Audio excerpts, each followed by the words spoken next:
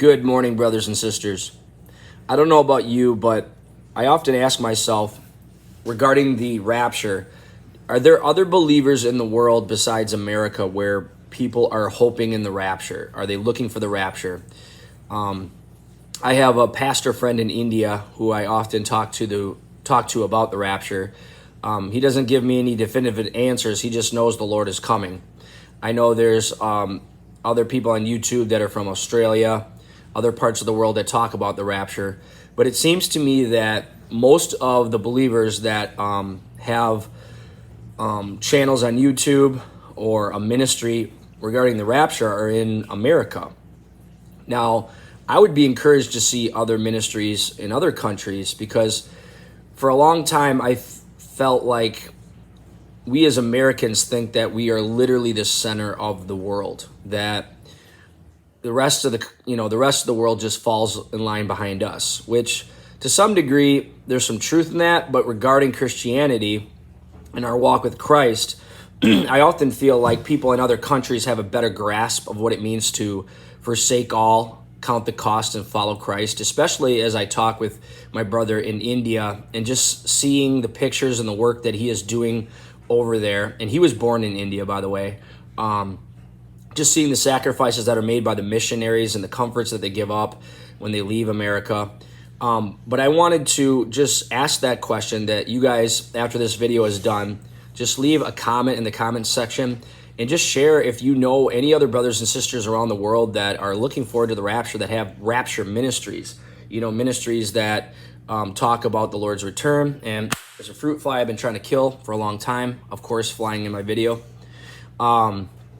But regarding that challenge to Americans just to live more surrendered lives to Jesus Christ, I've been reading this book. It's an amazing book. It's called Extravagant, and it's written by a pastor who decided, or didn't decide, but the Lord led him to basically go without a salary to help the church pay down their debt for a year. And he was able to do that. And he talks in this book about extravagant living. And I am going through a season right now where I am doing some extravagant things, some things that people on the outside will probably think is crazy. But I want to read a section of this book because I think it's very fitting to the topic I'm talking about today.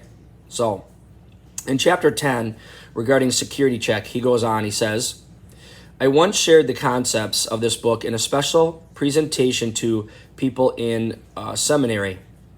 In response, Harold, a student from Guatemala, commented to the group, the difference between believers in my country and the ones in America is that we have different funnels. Americans preach about the greatness of God in church and at conferences. That's the wide part at the top of your funnel. But at the bottom, where people live, you don't just trust Him to do much at all. At the bottom, your funnel is very narrow. In Guatemala, our God is as big at the bottom of our funnel as He is at the top. We trust Him to do great things every day. Americans value security over spiritual vitality, and it causes your faith to be anemic and weak. If you want to see God do great things, you have to enlarge the bottom of your funnel to let His Spirit flow. You have to increase your capacity for God. Harold's insight launched me into a serious reflection about the cult of security to which all too many believers in our country belong. It's a culture that finds its sense of well-being in things like earning as large and consistent a salary as possible and living in a lovely home of our own. I've come to the conclusion, the sad and painful conclusion, that Harold is exactly right. We American Christians talk big, but we live little. We're afraid to take any risk to trust God that might result in failure or loss. Although few of us recognize our plight, we desperately need to increase the capacity for God in our lives. To do that, though, we need to be ruthlessly honest about our misplaced priority on safety over cultivating a genuine thirst for God. One of the main reasons for spiritual weakness in our country is that we've compartmentalized our faith. For many of us, spiritual life exists only for an hour on Sunday morning and perhaps a few minutes each morning before we run out the door to engage the real world. We've developed a sacred-secular dichotomy with disastrous results. Our relationship with God becomes a filling station where we go once in a while to top off our spiritual tanks. Then we run along on our own without a thought about God until the next time we need a refill. Excuse me. A number of solid Christian thinkers recognize the danger of compartmentalization in our lives. They share a common observation that we seem to have three linear priorities: God, family, and work. We treat these as separate items on life's menu of priorities. After we've worshiped on Sunday morning, had a daily devotional, or attended a small group, we close the book and move on to the next thing, either family or work. But we don't take God with us to other compartments. Each slice of life has little to do with the others. In fact, we do our best to be sure they are separate and balanced. This way, excuse me guys, sorry, we can enthusiastically raise our hands in worship on Sunday morning, then rip someone off in a business deal the next day without a twinge of guilt. We can feel close to God in our devotions, but get up and swear at the kids a few minutes later. Living like this doesn't mesh with God's extravagance. Instead of seeing our relationship with the Master as just one piece of life's pie, we need to see him as the crust that holds it all together. It's not even good enough to regard God as the biggest piece of the pie. If we see him that way, we'll still leave him out of the rest of our lives. The pie crust of God's love, power, and truth is the foundation for everything we do.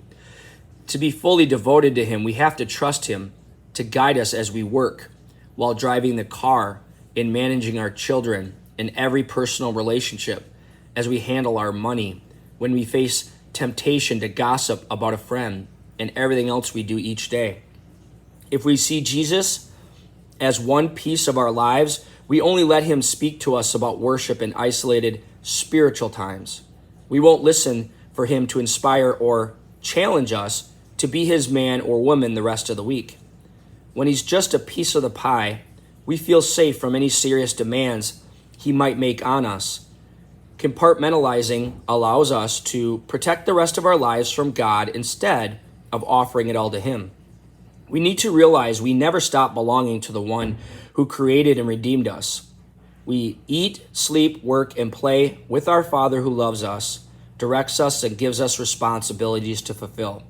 Worship is a heart devoted to God all day, every day. It's not church, it's life. God really began to challenge me a few years ago about this way of compartmentalizing God. You know, many of us do it. We go to church, we put on the fake smile, and we play Churchianity. And then on Monday morning, we get into conversations with our coworkers that are ungodly. We gossip and talk down about people. We let our pride rise up. And then, we feel bad, and we go to a midweek Bible study on Wednesday night and feel good about ourselves. Kind of, that filling station analogy that he uses. But God is calling us to radical obedience and radical surrender.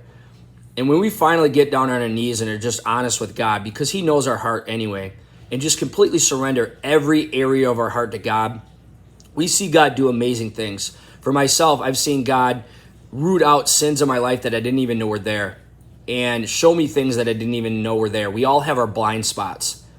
God puts people in our lives, such as our wives or other brothers and sisters, who are there to sharpen us, and they've been telling us for years that these things are hindering our walk with God, but we don't want to listen. We want to compartmentalize. And one of the things that I was doing is compartmentalizing God and family. I would act a certain way when I was around my family. I always knew I needed to be a witness to my family, but rather than being an influence on them, I let them influence me. And we have to remember, brothers and sisters, that God is our all in all. It is no longer it is no longer us who live, but Christ who lives in us, according to Galatians 2, verse 20.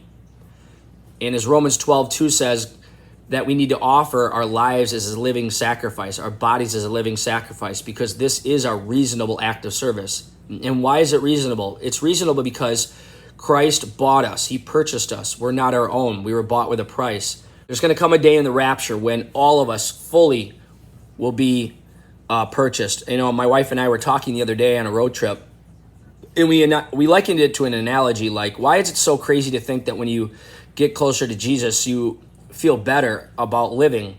Well, it's kind of like when you're, like, let's say you're made in a factory, right? Probably a bad analogy, but you're made in a factory and you're defective. Well, they call for a recall and you go back to the manufacturer and you get fixed right.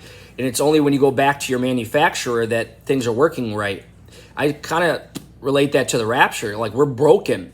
We're trying to live life. You know, we have the Spirit of God in us, but we mess up all the time. We doubt whether God is really speaking to us.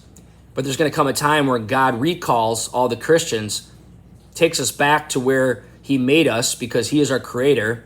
And we will forever, the closer we get to Jesus and the more we feel his presence, and especially being in glorified bodies, we will truly know what it means to live. Christ said, I came to give life and give it abundantly.